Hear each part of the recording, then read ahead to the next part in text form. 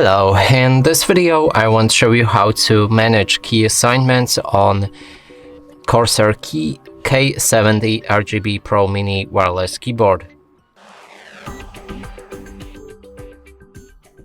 And to do this, you'll need to download ICUE Corsair app. Then inside you should be able to find your keyboard. Now hover your mouse over that keyboard and enter key assignments. Inside, we can click on this plus button to create a new assignment. There's many different options. I'm going to show you a few examples. So we have a keyboard, and now we can set different functions for our keys. And there's a key right here that we can change the function for. So for example, we're going to go for a Q. Now we can either click on that box and then Q, or you can also click on that box and select different key right here on this image. Now there's also modifiers, so if you click on that plus button, you can select any function key like Control, Shift, Alt, and etc.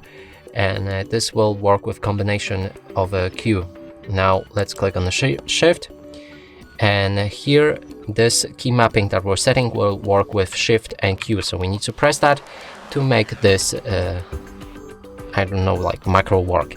And now next thing is to remap our keyboard. We can go with selection and for example go with space.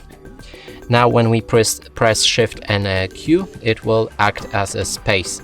We can open a notepad for that, and let's try that. And yeah, it works fine. There's also options with assignments to, for example, enter the text. So again, we can assign a different key for that, and then let's go for a Q again, and we're gonna use it with Alt. Now you can record any text right here, and then go for the notepad. Now instead of Shift and Q, we're gonna press on Alt and Q, and it will. Okay, so anyway, let's delete the Alt because it interferes with the notepad Windows settings, and now it works fine. And you can experiment with many different key assignments however you like.